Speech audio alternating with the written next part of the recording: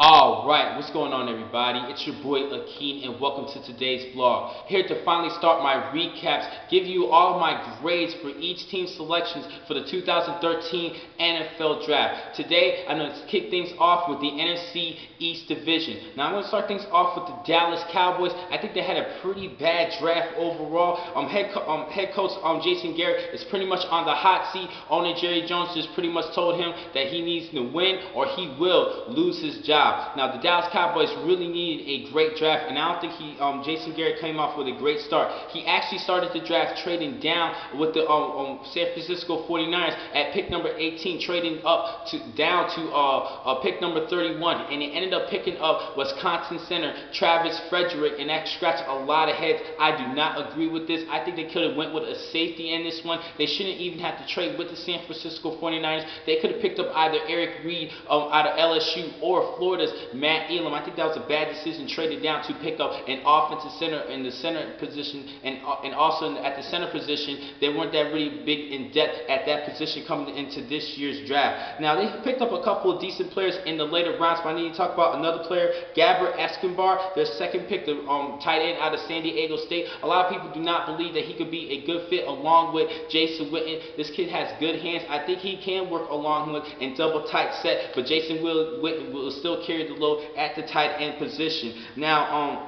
they also picked up a couple of good offensive players, and Terrence Williams out of Baylor. I think that this was their best pick for this year's draft. For the Dallas Cowboys, the wide receiver out of Baylor, All-American selection this past season. I think he could be a good wideout for Tony Romo and a good passing option. And also they picked up a good running back in Joseph Randle out of Oklahoma State. I think he's a good speedster, and at the running back position, they really need some good depth, and actually some durability and health issues are a big concern at the running back position with DeMarco Murray. I think he's still a good running back, but he still has health issues, and hopefully Joseph Randle could give you a good scat back position at running back, even though they still have Felix Jones. Now, in the later rounds, they finally addressed the defensive players at the defensive back position, and they went with actually two FCS players in safety J.J. Wilcox out of Georgia Southern and William and Mary's B.W. Webb, two good defensive backs in the FCS division. So they didn't really play the top quality players like in the FBS. They're still good players, but still, I'm not really feeling the picks overall. I think they should have went with better, more experienced and players that played against the top quality teams in college football. But I still think these two players do have a little bit of potential, but I think they could have went with better fits. Now, overall, I'm going to have to give the Dallas Cowboys a C-. I do not like their draft pick, especially with their first pick in Travis Frederick, and that's definitely how they started to go a little bit downhill with their selection. So I'm going to have to give them a C-, and I think a lot of people would say that I'm a nice guy giving them a C-. Next team I need to talk about is the New York G-Men, the Giants. I'm going to have to actually give this team a B overall.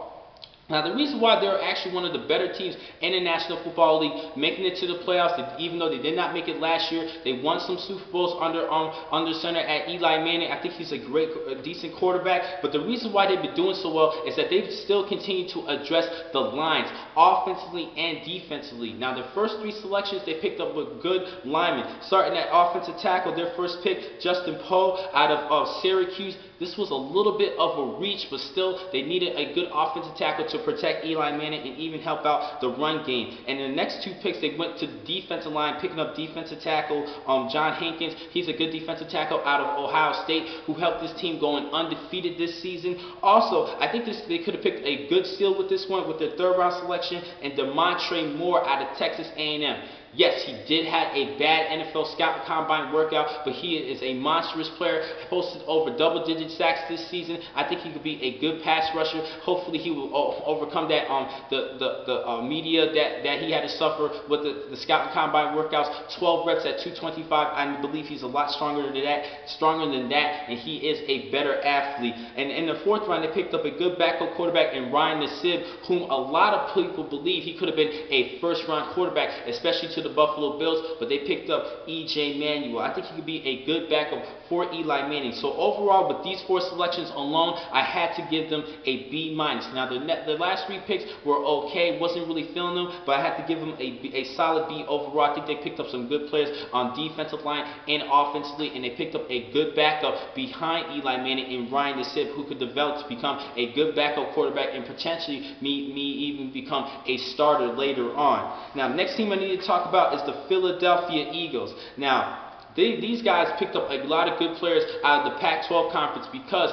Chip Kelly is very familiar with a lot of these players.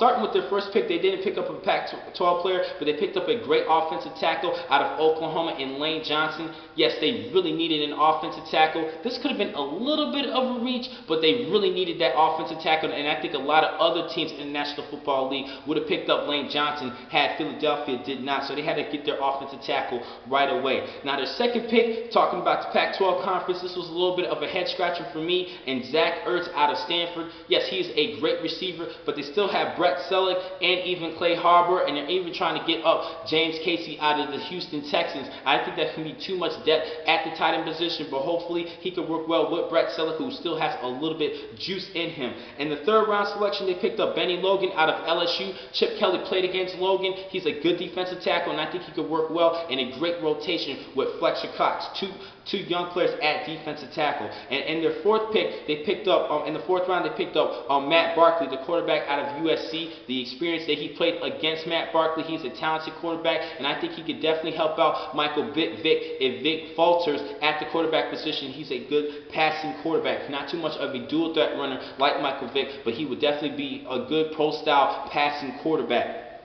And in the 7th round, they picked up a good Pac-12 defensive back in Jordan Poyer. He was an all Pac-12 performer, good player against the ball on defense. When the ball is in the air, he could swat the ball away and even showcase some good ball skills. I do like Jordan Poyer a lot. I think this could be a steal at the 7th round. He was a 7th round draft pick. So overall for this team, I'm going to give them a B-. A little bit of a question mark with the Zach Ertz pick, and overall with Matt Barkley, I do like Matt Barkley a lot. That wasn't a head scratcher, but there's a little bit concerned with Matt Barkley. He ended up dropping in the 4th round. This could be a gem for Philadelphia, but I think overall for their picks, not too bad. I'm not doubting, I'm not bashing this team. I'm going to have to give them a B-, possibly a B at best.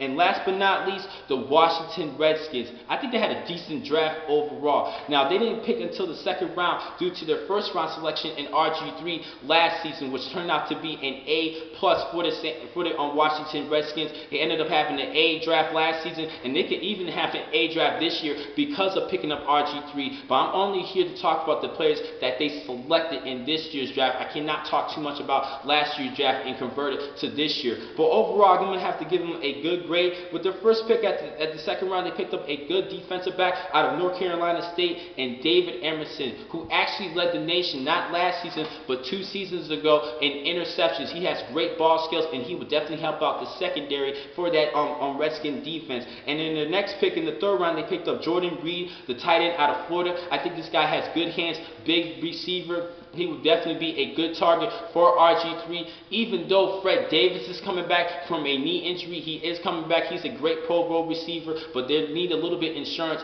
at the tight end position. I think Jordan Reed can be a good backup, and even in double tight positions along with Fred Davis. And in the 4th round, they picked up another great defensive back, an All-American Philip Thomas out of Fresno State. He's a great safety, All-American, obviously, Walter Camp, and AP poll All-American. I think he's a great safety, and I think he would definitely help out that position in the secondary overall for the Redskin defense. I think both Emerson and Thomas can be a good players to upgrade that secondary. And in the 5th round, they picked up 2 big-name players out of Florida State, good home run threats, but they have injury-prone issues, starting with the running back Chris Thompson. He's a great speedster and a home run threat every time he touches the football. He reminds me so much of Warrick Dunn, a little nifty guy and a good speedster. He's definitely a home run threat, but he needs to stay healthy, and he's been dealing with a lot of knee injuries. I had 2 missing seasons because of knee injuries at Florida State. I thought he could break a lot of records at the running back position had he stayed healthy. And also in their 5th round, they picked up Brandon Jenkins out of Florida State as well. I think he could be a good predominant defensive end if he just stays healthy, just like Chris Thompson. So this is either a hit or miss picks for both of these 2 selections. Now overall for the Washington Redskins, I'm going to have to give them a solid B. I actually liked your draft. Good job for Dan Snyder and the Washington Redskins. I like their picks overall. Mike Shanahan collected a couple of great players defensively, and I do like the tight end pick at Jordan Reed for tight end to help out Fred Davis at tight end. So overall, I have to give them a B. Now, the next time I'm going to catch you guys is tomorrow, where I'm going to talk about the NFC West Division and give you a grade for each of those teams. Thank you for watching today's vlog. I'm your man, Akeem McCall. Be easy.